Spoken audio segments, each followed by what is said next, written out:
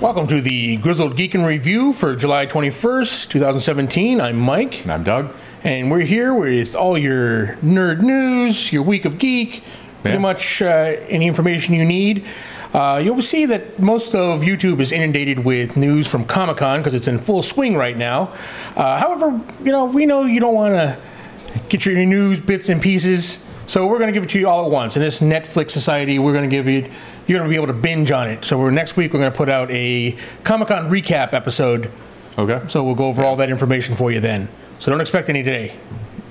Plus, we're not there. But if we were, next year we'll, Hopefully. Hopefully. All right. So first story is one of my favorites, The Incredible Hulk. Any news about The Incredible Hulk is huge for me. So apparently... Can you see my rolling eyes on camera? Apparently The Incredible Hulk's going to get a massive story arc starting with Thor Ragnarok, going through the two Avengers movies. Mark Ruffalo and Don Cheadle were quoted at D23 last week. Don Cheadle gave us a little bit of news about War Machine, saying that he's going to recover from his injuries from Civil War, and that he's going to have a progression through the two Avengers movies. He couldn't go into any more detail. He kind of stopped himself from saying anything more than that. But Mark Ruffalo was there as well, and he said he kind of turned it over to Mark Ruffalo to save himself. And Mark Ruffalo mentioned that there's going to be major changes for the Hulk coming up, starting with Thor Ragnarok. So interesting. We'll see what happens, what that means. Some speculate, maybe Gray Hulk, maybe more intelligent Hulk, maybe who knows what that means. But it's Hulk news, so I'm excited about it.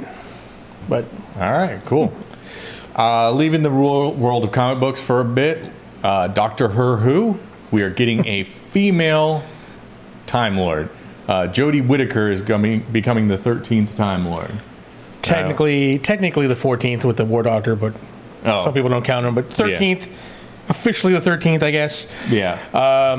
But yeah, a lot of people are upset about this. Yeah, I mean. The Masters changed sexes.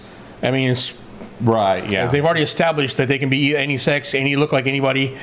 So I don't understand what the big, it's kind of weird what people get upset about. Yeah, I don't know. I'm not a big Doctor Who fan, so. Oh well. Yeah, people often mistake this shirt for a Doctor Who shirt, but it's actually Sherlock. So.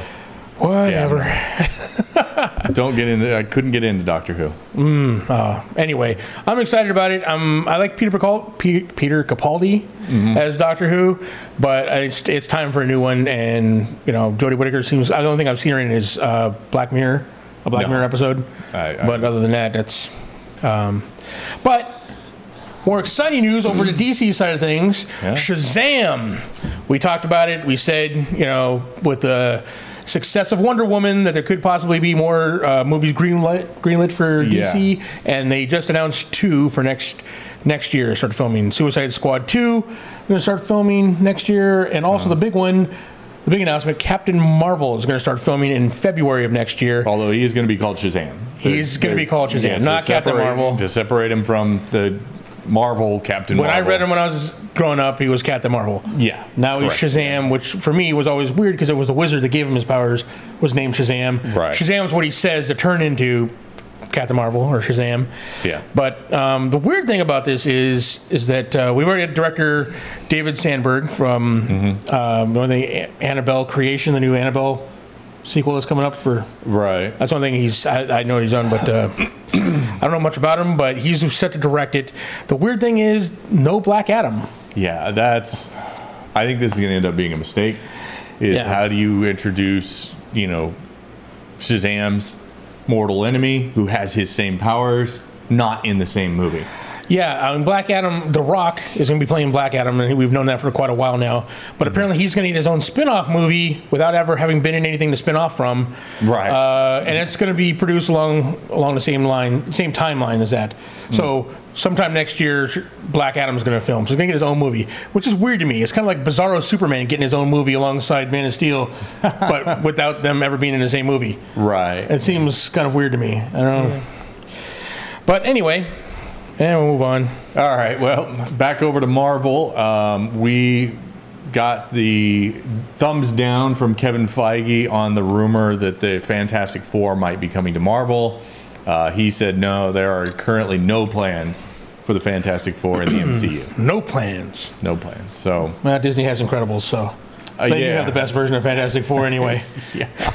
And really, I mean, the only reason I can see Marvel really gunning to get the rights to Fantastic Four back would be to use Doctor Doom or any of the other, villains and ancillary characters. Silver Surfer, from Galactus, Fantastic Four. Any of those great characters that Fox is never going to do justice to, or they're never going to. They're never going to. So it's kind of sad news, but I mean, not surprising news. No, they've got a full plate. They don't need to go back to. Yeah. They were a big deal up through the 60s, probably maybe even in the 70s. They had little resurgence, in the 70s, 80s, maybe even to the 90s. Just little pockets here and there, but by and large, they were dead as a comic book for the last 10, 20, maybe even 20 years. They were one of the lower sellers later on. Even in the heyday in the 90s, wasn't a big deal. Terribly interested in them. I mean, they're great characters, but just not in their own book. Yeah, they're more support characters. Yeah. And you figure if Fox wasn't willing to sell the rights back after that disaster where they lost $60 million on their last movie, the fact that they're willing to reboot it again just to keep the rights, Marvel's not getting it. So, all right, Avengers caught stealing. Yeah, this is weird. This is another weird one. Well, apparently, visual effects company Reardon is suing Disney over the use of, let me get this right, MOVA contour reality capture. It's for their mocap special effects machinery or programming. I don't know what it is exactly. But they apparently used it without their permission. They did some work for them in earlier movies, but apparently Avengers, Guardians of the Galaxy, and Beauty and the Beast live action used this technology without permission, I guess. So that's interesting. That does not seem like a T that wouldn't have been crossed or an I that wasn't dotted. It does seem strange, but Disney was also just settled out of court from another something similar like this. It was like a trailer for something, I think of Frozen, I think it was. And then apparently the trailer they used, they used something without permission anyway. They settled out of court for it, right. Which is what will happen here. Right now the injunction is that they want to stop all distribution of any of those three movies, Avengers, Guardians of the Galaxy, and Beauty and the Beast, which is not going to happen. Disney may have to dig down in their pockets for this, but this is an oversight by someone. I mean, how they not right? They didn't get contracts signed for this, but those movies will still be distributed, guaranteed. Disney will pay for it. Yeah, that is. It may cost them a bit of money, though. All right, moving on to the Sony non-Spider-Verse. Whatever, Spideyverse. You can tell Doug's excitement for the Sony Spider-Verse. Can't believe they're doing this, but some quotes about their projects. They said Silver and Black is going to be the story of two damaged women who are at war with each other but need each other to survive. Sounds like a cheesy made-for-TV movie. Yeah, that sounds amazing. And that was from the director, I believe that quote was. Yeah. And then the Venom, they want to go draw on the work of John Carpenter or David Cronenberg, but with more pop and fun. Because, nothing says fun like John Carpenter or David Cronenberg. So, I don't know. I'm a little intrigued by this with John Carpenter, Master of Horror, and David Cronenberg, Master of Body Horror. I want to see some crazy stuff in the with the Venom, but more pop and fun. I don't understand. I'm not real sure what they mean by that. But that means we're going to get the huge gaping maw from Venom and some bone crunching transformations. Yeah, it'd be interesting to. I mean, the visuals probably are going to be phenomenal for this. I just can't get behind. These movies about these characters with no setup of these characters to where they connect with anything. Yeah, it's kind of weird. I mean, the Silver and Black, apparently there's going to be a lot more villains and other heroes in it. Not Spider-Man, of course. Right. But stuff like people like Gravestone, some of the minor bad guys are going to be in it. So you're going to see, if you're a Marvel Comics fan, it's going to be cool to see all these minor villains and people that, like Silver Sable in the comics had her own team. Right, minor superheroes, like I think it was Paladin, was on it or something. Yeah, but they didn't mention like a little mercenary team. Yeah, specifically, but Paladin probably will be in it. But you'll see some of those guys. The sad part about it is you're going to see these guys and know they have absolutely nothing to do with the Marvel Universe. As we're like, even though the TV series have kind of pulled away from it, you at least know that those guys are in the same universe. They've mentioned it in the past, even though they don't show it right now. Stuff that happens on S.H.I.E.L.D. exists in the regular Marvel Universe. Right, yeah. So, I mean, I don't know what they're doing with this. No Spider-Man. All of his bad guys, but no Spider-Man. All right. And last bit of sad news, movies. We've lost the father of the modern zombie. George Romero passed away this week. Our thoughts and prayers go out to his family. George Romero came out with Night of the Living Dead.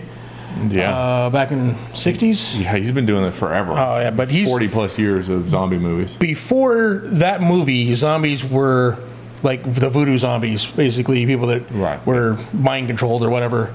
Oh right, they weren't actually dead. Yeah, they weren't actually dead. He's the one that made zombies the living dead that we see now. Without him, there would be no Walking Dead.